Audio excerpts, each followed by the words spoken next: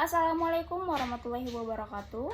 Jadi pada video kali ini saya akan mempresentasikan beberapa judul materi. Yang pertama yaitu hakikat dan pengembangan manusia. Kemudian judul yang kedua yaitu landasan pendidikan.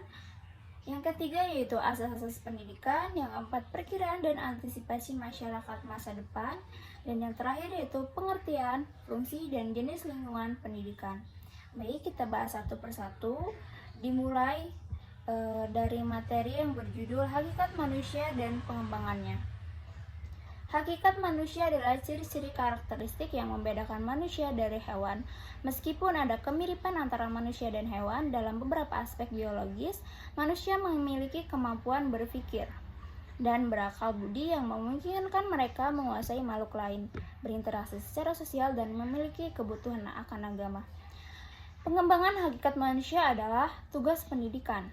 Dalam proses pembelajaran pendidik perlu memahami hakikat manusia agar dapat membuat peta karakteristik manusia sebagai acuan dalam bersikap, menyusun strategi, metode, dan teknik pembelajaran.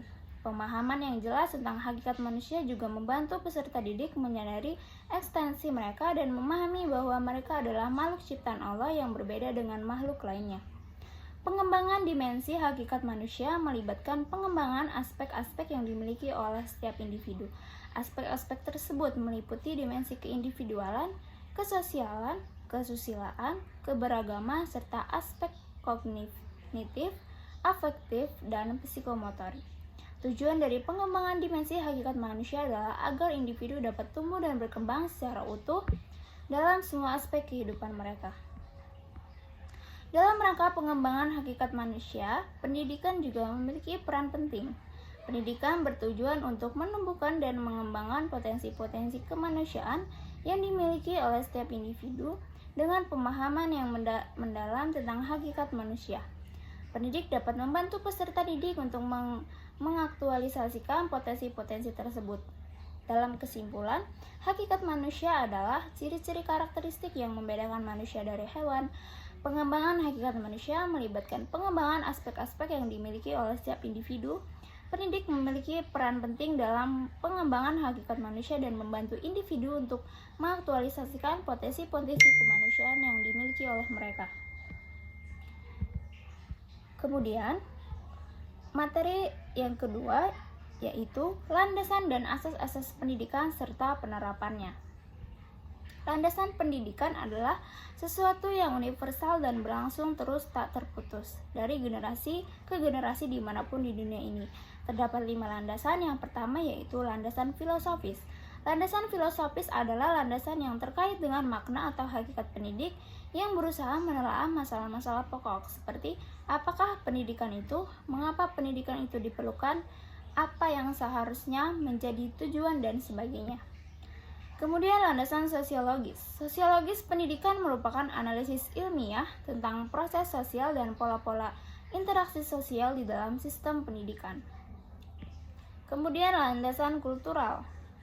Landasan kultural adalah kebudayaan sebagai gagasan dan karya manusia beserta hasil budi dan karya itu akan selalu terkait dengan pendidikan. Utamanya adalah belajar. Kemudian ada landasan psikologis.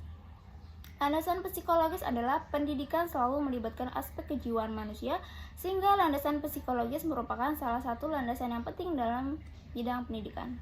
Kemudian yang terakhir adalah landasan ilmiah dan teknologis. Landasan ilmiah dan teknologis merupakan perkembangan iptek dan kebutuhan masyarakat yang makin kompleks, maka pendidikan dalam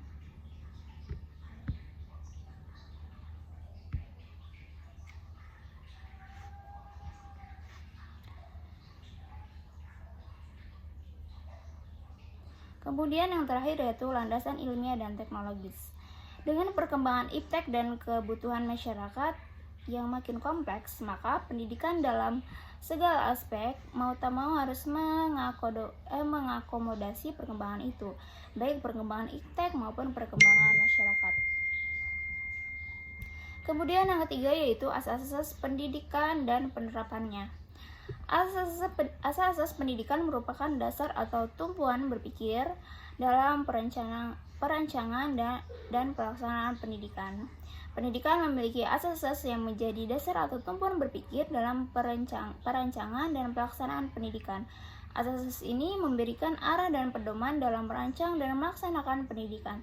Beberapa asas pendidikan yang ada di Indonesia dan penerapannya antara lain yang pertama yaitu asas kemandirian belajar. Asas ini mengacu pada penerapan kemandirian belajar, di mana setiap peserta didik diberikan kebebasan dalam memilih pendidikan dan keterampilannya secara mandiri sesuai dengan minatnya. Kemudian yang itu asas Tuturi Handayani. Asas ini dikemukakan oleh Ki Hajar Dewantara dan berkaitan dengan pendidikan di Indonesia. Tuturi Handayani Tuturi berarti mengikuti perkembangan, sedangkan Handayani berarti mempengaruhi atau merangsang perkembangan tersebut. Asas ini menekankan pentingnya mengikuti perkembangan peserta didik dan merangsang perkembangan tersebut. Kemudian yang terakhir yaitu asas pendidikan sebagai usaha dasar. Pendidikan merupakan usaha dasar yang sistematis dan selalu bertolak dari sejumlah landasan serta pengindahan sejumlah asas-asas tertentu.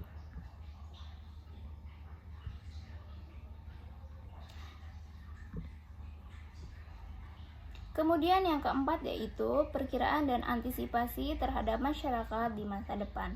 Perkembangan masyarakat beserta kebudayaan sekarang ini makin mengalami pencepatan serta meliputi seluruh aspek kehidupan dan penghidupan manusia. Karakteristik negara berkembang sebagai ciri masyarakat masa depan. Yang pertama, kecenderungan globalisasi. Yang kedua, perkembangan arus komunikasi yang semakin padat dan cepat. Yang ketiga, perkembangan iptek, dan yang terakhir peningkatan layanan profesional. Terdapat di sini pula 4 bidang kekuatan gelombang globalisasi yang paling kuat pengantar ilmu pendidikan yaitu bidang iptek, kemudian bidang ekonomi, kemudian bidang lingkungan dan pendidikan dan bidang pendidikan. Kemudian materi yang terakhir yaitu pengertian dan fungsi lingkungan dan jenis pendidikan.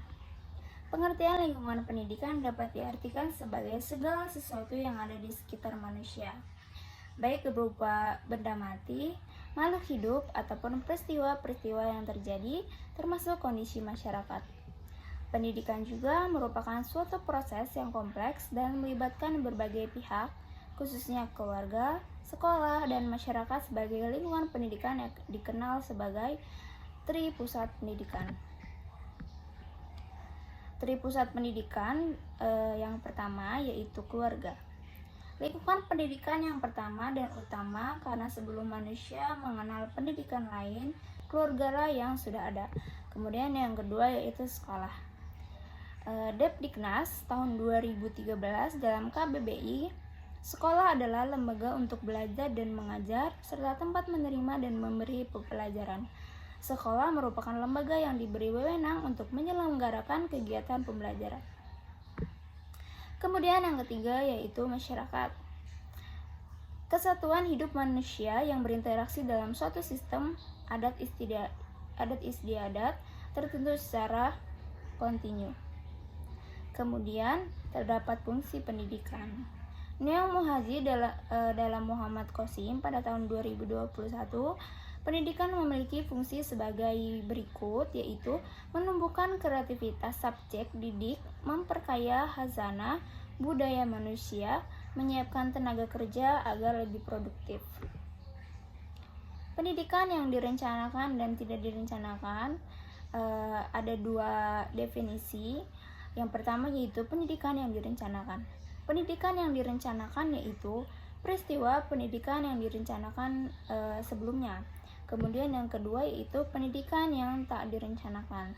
Maksudnya, peristiwa yang tidak direncanakan tetap bermakna pendidikan bagi seseorang. Pemerintah Indonesia telah mengupayakan berbagai cara dalam meningkatkan mutu pendidikan, seperti pembinaan guru dan tenaga pendidikan, pengembangan sarana dan prasarana, serta pengembangan kurikulum dan isi pendidikan sesuai dengan perkembangan ilmu dan teknologi, serta nilai-nilai budaya bangsa. Asas-asas pendidikan tersebut memberikan pedoman dalam merancang dan melaksanakan pendidikan di Indonesia. Dengan menerapkan asas-asas ini, diharapkan pendidik dapat memberikan manfaat yang maksimal bagi peserta didik dan masyarakat secara umum. Baik, itu saja yang dapat saya sampaikan. Kurang lebihnya saya mohon maaf. Saya akhiri, wassalamualaikum warahmatullahi wabarakatuh.